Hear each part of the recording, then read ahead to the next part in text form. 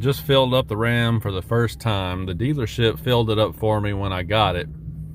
I just filled it up for the second time because they filled it up for me when I got it, and then I filled it up once. So today was my second fill up on this truck. Got 1,015 miles on the odometer, and the dash is showing 23.1, but when I just did the hand calculation, I came up with 22.1. So on this first time I've done hand calculations, second time I filled it up, I come out a little bit under where the dash is showing me. So that's not good. I was hoping for the opposite. I was hoping for the dash to be pessimistic, but looks like it's going to be optimistic. Of course, this is the first time I've done a hand calculation on it. It takes a good long time to really get a trend line going and see where you're really going to be at. So we'll see. I'm going to give it more time, but also it's still cold outside. We're still on winterized fuel, and I've been running the heat and everything in here, so that makes a difference too. But anyhow, the dash hopefully will get more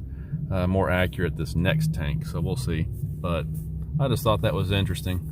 Gonna be fun to track this thing, but I'm noticing that I can get some pretty good range out of it. Got the 26-gallon tank standard on these trucks, and then you can get the optional tank, but I find that the range on this with the 26-gallon tank is gonna be just fine for me. No problems there. So all right, head on down the road. All right guys, so if you live out in the rural areas where there's no street lights, it gets really dark. You've got small county roadways, lots of deer and animals and obstacles everywhere. If you live in a place like I do, then one of the first things you want to do is upgrade your lighting. And on my truck I have the halogen housings. Didn't get the factory LED option, but that's okay because the aftermarket has some really cool products out there that are specifically made for these halogen housings, and I'm going to be gradually working on this truck to upgrade it. Now, I'm going to preface this by saying my channel's not sponsored. You guys know that. Everything you see on my channel is purchased with my own money, out of my own pocket. So I'm not sponsored by any of these companies. Having said that, there are certain companies I keep going back to over and over again for particular products just because I really like their products or their service. And when it comes to lighting, Headlight Revolution has kind of become my go-to because they test everything they sell. They only sell the best stuff, and the bulbs, the LED bulbs that Headlight Revolution sells for these trucks are completely different from the stuff you're going to find on eBay and Amazon and other places on the internet. Okay, the stuff Headlight Revolution sells has been tested. It's specifically made to be used in halogen housings. They've got excellent beam patterns and output and quality in their bulbs, and that's the reason I keep going back with those guys. But anyhow, I decided to try out some new fog light bulbs first before I get into the headlights, because on the Gladiator, you remember the fog light bulbs ended up making the biggest difference, drastic difference, when I swapped out the fog light bulbs. So I'm going to try and do that first on the Ram here and see how it goes. But as you're getting ready to see in the clips that I shot the other day, sometimes it doesn't work out the way you expect. Hey guys, so the next thing we're going to do is replace these fog light bulbs. Now my Ram came with the halogen lights, so I didn't pay the extra, I don't know, what is it, $1,000 or whatever it is for the LED upgrade, because you can actually buy LED bulbs that are specifically made for these housings for hundreds of dollars less money, and in my opinion, they end up working out better. So just like I did on my Jeep Gladiator, I'm going to swap out these bulbs. I'm going to start with the fog lights because, believe it or not, the fog lights made the biggest difference on my Jeep. It was night and day, huge difference. So the cool thing about the Ram is that I was able to get in there and take out the H11 bulb very easily. I didn't have to remove any trim panels whatsoever. You can just lay up underneath the bumper and you can see the bulb, and it's very simple to take out. So that means that the new bulbs should be really simple to put back in. Now, normally I've been using the Supernova V4 bulbs.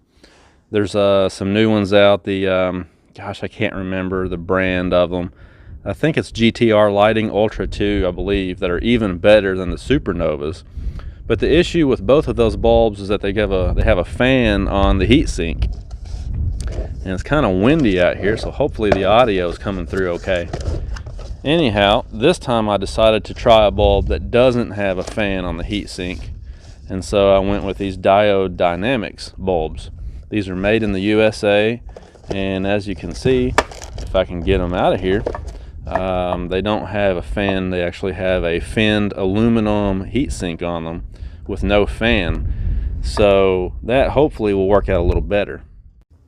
And the issue with the fans is not really that they don't work. They actually work better because you can get a more powerful bulb if you get one that has the fan built in, because they can drive the bulb harder, get more output out of it. But the problem with it is if you use it in a fog light application, I have found that mud and road salt and grime can get thrown into the heat sink, which causes the fan to quit working over time.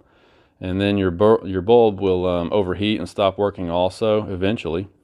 And so if you're using it down low on the bumper in a fog light application, sometimes those just end up not working out well. Now, if you live in an urban area, especially down south where you don't have mud and road salt and all that crap that you're driving through all the time, it might be just fine. But here where I live, our things end up getting dirty. So I just thought something like this might be better because there's nothing back here to ruin. This whole bulb is just sealed up, and it's just got this, like I said, aircraft aluminum heat sink on it.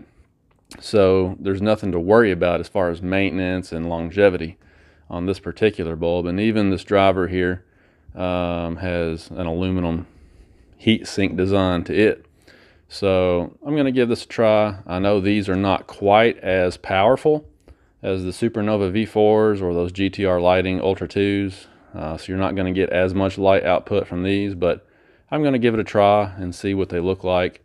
They should still be a huge improvement over stock, and if they're anything like those Supernovas, I'll be very happy with them. So I got one side installed. That's the stock halogen bulb, and then there's the Diode Dynamics bulb. And it's not really doing it justice out here right now because it's obviously still daylight. But I got the amber color on purpose so that it would hopefully cut through snow and rain a little better. And when it gets dark tonight, we'll have to do a test and see what these look like. But to the naked eye, I don't know if the camera's picking it up, but there's a considerably more light coming out of there now. Like I said, maybe that's a better angle. We'll have to wait till it gets dark tonight and really try it out. But I'll go ahead and pop the other one in. This was super easy to do. And then later on, we'll go out in the field where it's nice and dark out there and see what kind of improvement we have. All right, be back later.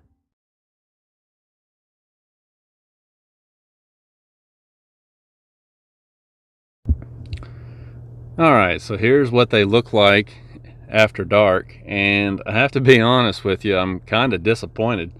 Looks like those Supernova V4 fog lights really spoiled me because the output on these is just not even a comparison. In fact, I would say these are just barely brighter than the stock lights, and that's just not acceptable. I'm not going to pay $120 for a set of bulbs that's just barely brighter than stock. So honestly, kind of disappointed. And I guess tomorrow I'm going to take these back out and send them back.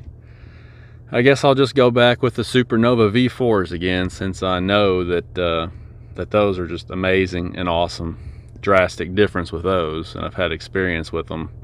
I guess I should have forked over the extra 50 bucks and did that to start with, but hey, you never know till you try stuff, right? So anyhow, Diode Dynamics SLF yellow fog light bulbs, 2020 Dodge Ram 1500.